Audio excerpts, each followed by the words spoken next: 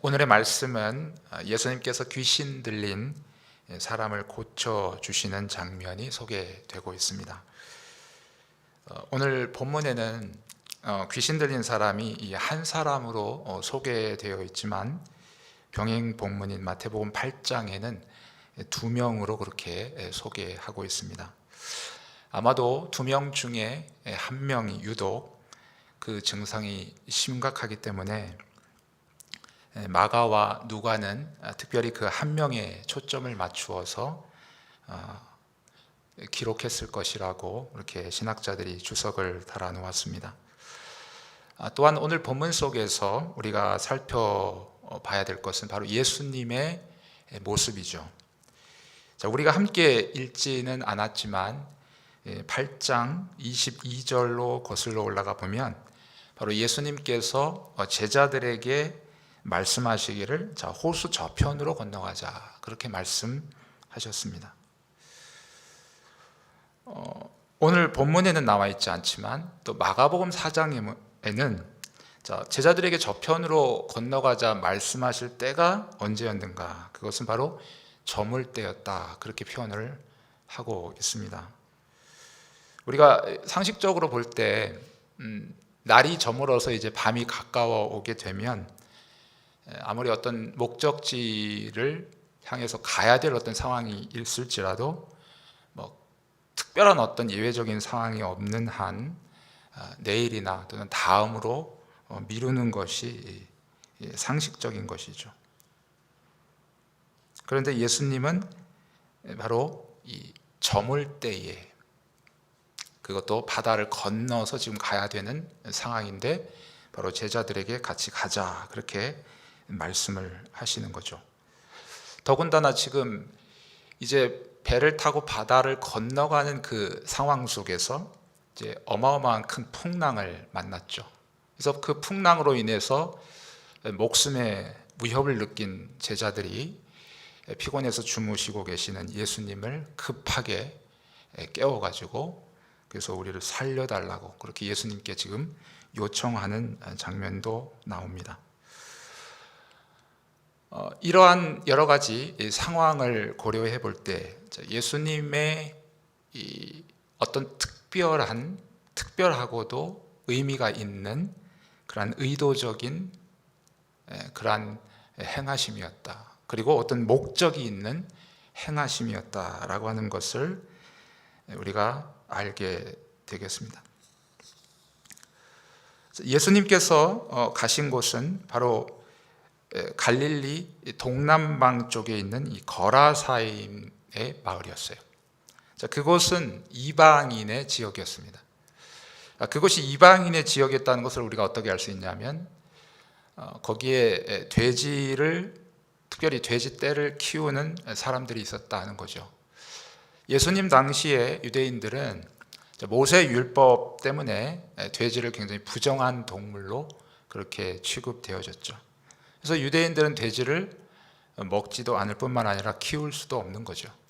그런데 이곳에서 지금 돼지떼가 한 마리, 두 마리도 아니고 2,000마리가 되는 그 어마어마한 떼를 방목을 해서 키우는 그곳이 바로 이방인의 지역이었다라고 하는 것을 지금 우리에게 얘기해 주고 있다 하는 것이죠.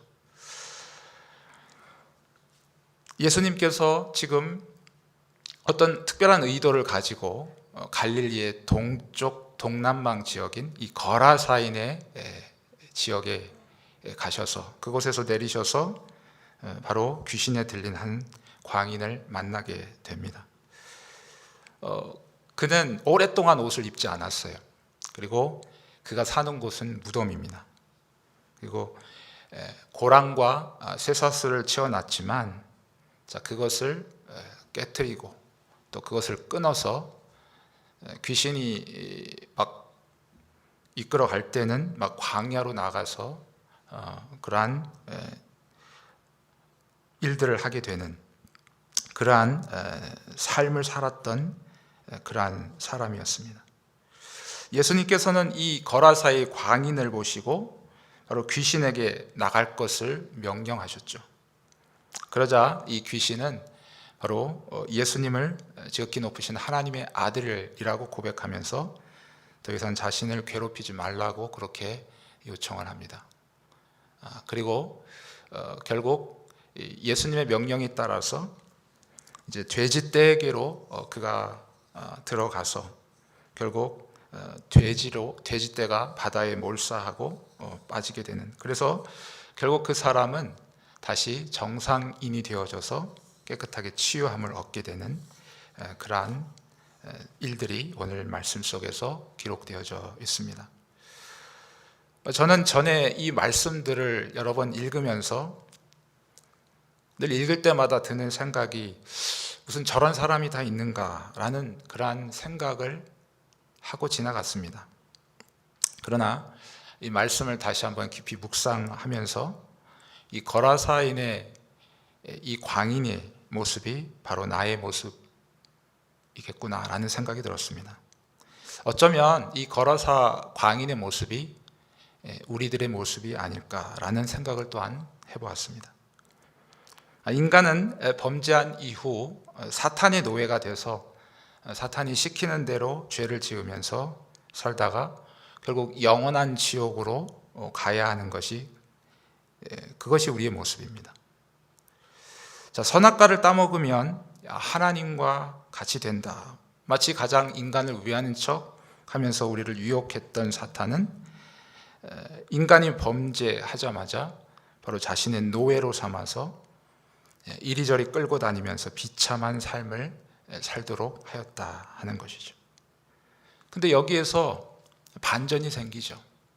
그것은 바로 예수님께서 우리를 찾아오셨다 하는 것입니다.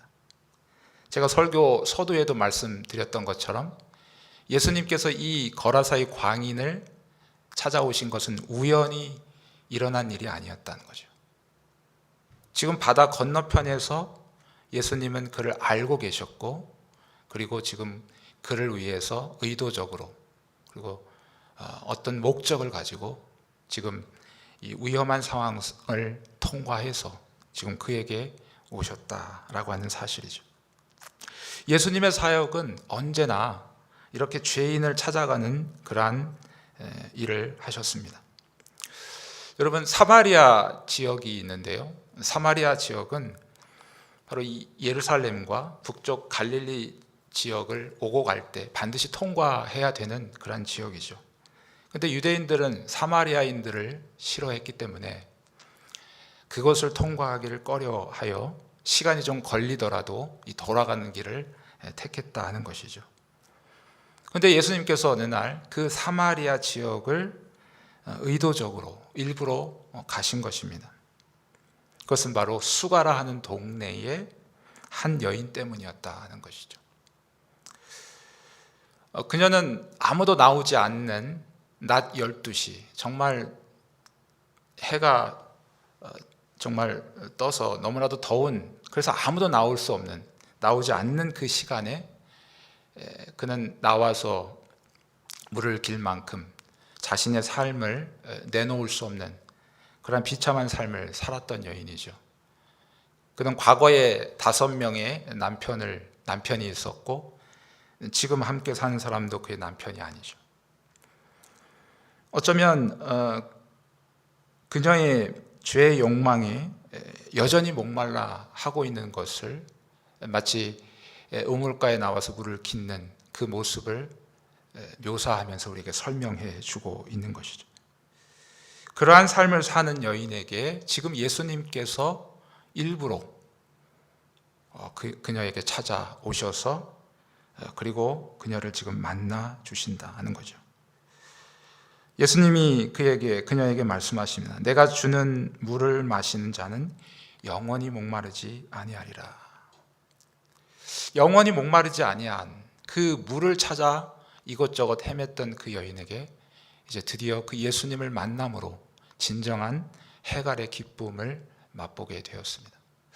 아마도 그 여인은 그 자리에서 예수님 앞에 무릎 꿇어 엎드리며 자신의 지난날의 삶을 돌아보며 때로는 눈물을 흘리며 회개하며, 그리고 앞으로 이 자기의 남은 삶을 주님을 위해 살겠노라고 헌신하며 다짐했을 것입니다. 그녀의 삶은 그 이후로 변했습니다.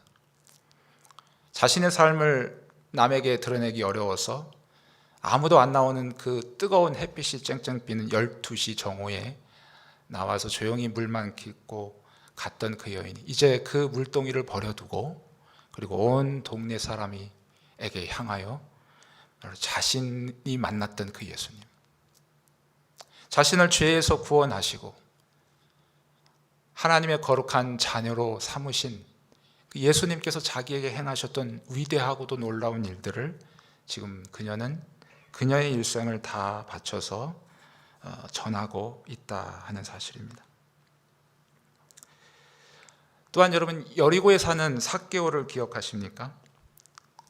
그는 로마를 대신하여 자신의 동족에게 세금을 걷는 로마의 앞잡이였습니다.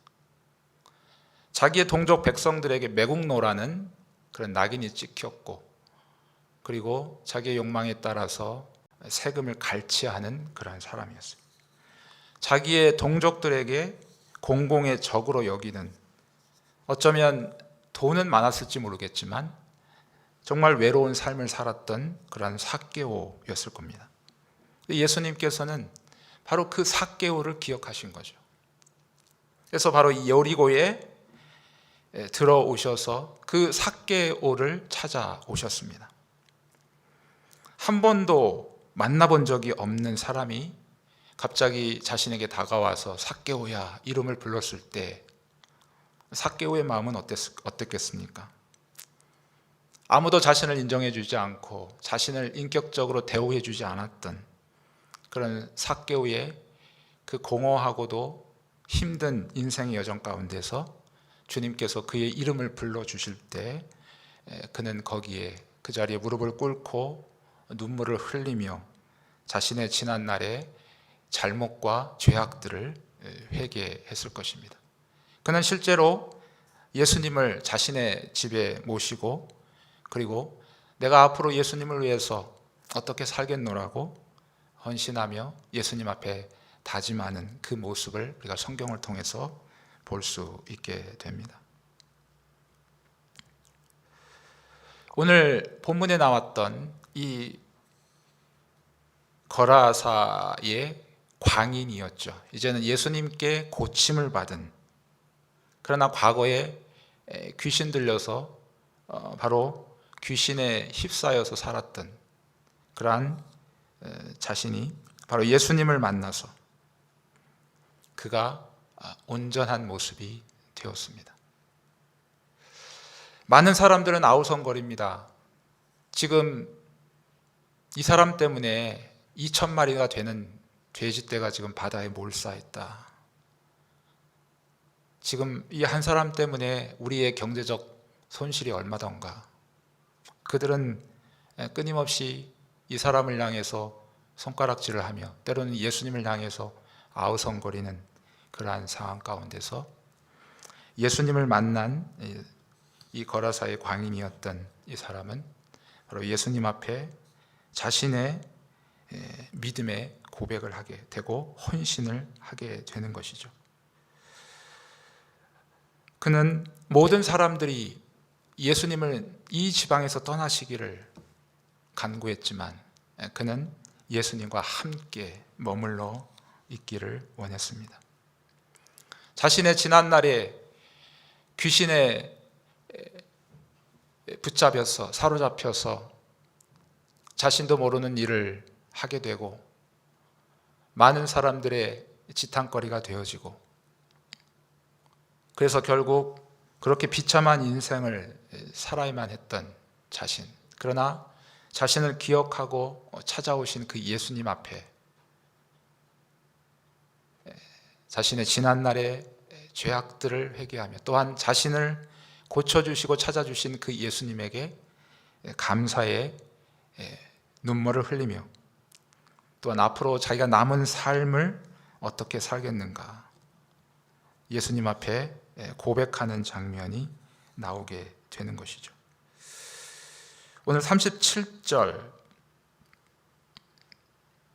38절 말씀에 보게 되면 귀신 나간 사람이 함께 있기를 구하였으나,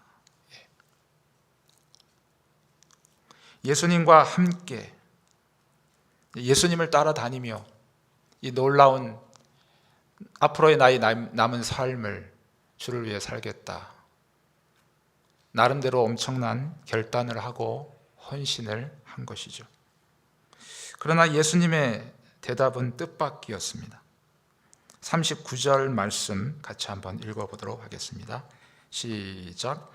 집으로 돌아가 하나님이 내게 어떻게 큰 일을 행하셨는지를 말하라 하시니 그가 가서 예수께서 자기에게 어떻게 큰 일을 행하셨는지를 온 성내에 전파하니라. 아멘. 네. 자, 예수님은 뜻밖의 말씀을 하셨죠. 이 거라사의 광인이었던 사람은 예수님을 위해서 정말 엄청난 헌신을 다짐했으나 예수님은 너의 일상으로 돌아가라. 너의 일상으로 돌아가서 내 자신이 과거에 어떠했는데 하나님께서 너를 어떻게 변화시켜 주셔서 너를 하나님의 거룩한 자녀로 삼아 주셨는지, 하나님께서 너에게 행하신 놀라운 일과 위대한 일을 너의 가족들과 그리고 너의 근처에 있는 마을 사람들에게 전하라. 너의 일상에서 이 말씀을 전하라 라고 예수님은 말씀하신 것이죠. 이 거라사의 광인이었던 사람은 이 말씀을 순종하여 그는 그의 가족과 그리고 마을로 돌아가서 이 놀라운 사실을 전하는 삶을 살았다. 이것이 바로 예수님께서 특별히 이방으로 보낸 최초의 선교사의 역할을 감당했다 하는 사실입니다. 사랑하는 성도 여러분, 선교사 하면 어떤 생각이 드세요? 그저 외국에 나가서 타 문화권에서만 사역하는 분들을 선교사님이라고 생각하지는 않으시나요? 그러나 우리 모두는 주님께로부터 부름받은 선교사입니다. 우리는 원래부터 이 귀신에게 붙잡혀서 노예가 되어서 비참하게 살다가 그리고 마치 이 돼지떼들이 바다에 몰사하는 것처럼 우리의 인생은 그렇게 끝날 것입니다. 그것이 우리의 모습이었다는 거예요. 그러나 예수님께서 저와 여러분에게 찾아오셨습니다. 여러분 개개인에게 찾아오셨어요. 그리고 여러분의 상황 따라서 여러분을 만져주시고 때로는 말씀으로 책망하기도 하시고 그래서 여러분의 생각과 마음과 그리고 가치관과 모든 삶을 변화시켜 주셨다 하는 사실이죠. 우리는 이제 하나님의 거룩한 자녀가 되었어요. 이것이야말로 하나님께서 저와 여러분에게 행하신 놀라운 일들 아니겠습니까? 오늘 예수님께서 거라사의 광인이었던 사람에게 뭐라고 얘기하셨습니까? 선교사의 거대한 꿈을 꾸었던, 어떻게 보면 비전을 가지고 헌신을 다짐했던 이 거라사의 광인에게 내 일상으로 돌아가서 하나님께서 너에게 얼마나 큰 은혜를 베풀어 주셨는가, 하나님께서 너를 구원하시기 위해서 얼마나 위대한 일을 하셨는가, 그것을 늘 묵상해라. 그것을 잊어버리지 마라. 너의 상황이 힘들고 고난스럽고 절망적일지라도 너를 구원하신 그 하나님의 위대하신 놀라운 사역을 기억해라. 그리고 그것을 너의 가장 가까운 사람들에게 전해 주어라. 이것이 바로 저와 여러분에게 명령하신 바로 선교사의 사명입니다. 사랑하는 성도 여러분, 코로나로 인해서 매년 우리 교회가 행했던 해외 단기 선교 올해는 하지 못했습니다. 그렇다고 해서 선교는 중지되어져 있는 것이 아닙니다. 저와 여러분에게 주신 이 귀한 사명, 여러분 이 코로나의 사태로 인해서 어쩌면 우리 마음이 위축되어지고 우리 교회가 위축되어지고 그래서 선교는 잠시 보류해 두어야 되진 않느냐, 이러한 생각들이 떠오를 수도 있을 것입니다. 그러나 역사적으로 볼 때 어떠한 위기, 어떠한 어려움, 어떠한 고난과 박해가 왔을지라도 결코 이 하나님의 복음을 전하는 이 선교의 사명은 멈춰진 적이 없습니다. 하나님은 오늘도 그 일을 행하고 계시다는 사실입니다. 저와 여러분을 통해서 그 일을 행하기를 또한 원하고 계시다는 사실입니다. 여러분, 우리가 거창하게 더 많은 선교사를 보내고 아니면 내가 선교사로 나가서 그 일을 감당하는 것만이 그것이 선교의 사명을 감당하는 것이 아니고, 오늘 주님의 말씀처럼 우리의 일상에서 하나님께서 우리를 향해 행하신 놀라운 일들을 늘 기억하며 그것을 많은 사람들에게, 아직까지도 듣지 못한 여러분의 주변 사람들에게 전해주는 일, 그것이 바로 선교의 사명을 감당하는 것입니다. 또한 지금도 부르심을 멀리 이 해외 지역으로, 타문화권으로 부르심을 받은 선교사님들이 지금 고군분투하며 그 사역, 선교지에서 사역을 하고 계시는 가운데 있는데, 그분들이 그곳에서 정말 포기하지 않고 이것이 하나님께서 나에게 주신 평생의 사명이며 내 목숨보다 더 귀한 것이다, 어떠한 어려움이 있어도, 어떠한 포기할 만한 상황이 있어도 결코 포기할 수 없다, 이것은 주님의 명령이기 때문에 이 마음을 가지고 저들이 그 어려운 환경과 여건 속에서 꿋꿋하게 그 사명을 잘 감당해 갈 수 있도록 여러분이 기도해 주시고, 그리고 물심양면으로 관심을 가져주실 때에 그것이 바로 하나님 나라에 함께 선교 사역을 이루어가는 놀라운 일들이 되어질 것입니다. 오늘 혹여나 코로나로 인해서 우리에게 주신 이 선교의 사명을 잃어버리고 또 그 마음이 식어져 있다면, 오늘 이 예배를 통해서 이 말씀을 듣고 다시 한번 그 마음이 부릴 듯 우리 마음 가운데 역사해 주셔서 주님 오시는 그 시간까지 저와 여러분에게 맡겨준 사명 따라서, 누구는 직접 선교지로 나가는 사람도 있고, 누구는 우리의 일상에서 복음을 전하는 사람도 있고, 누구는 또한 기도로 동역하는 사람도 있을 것입니다.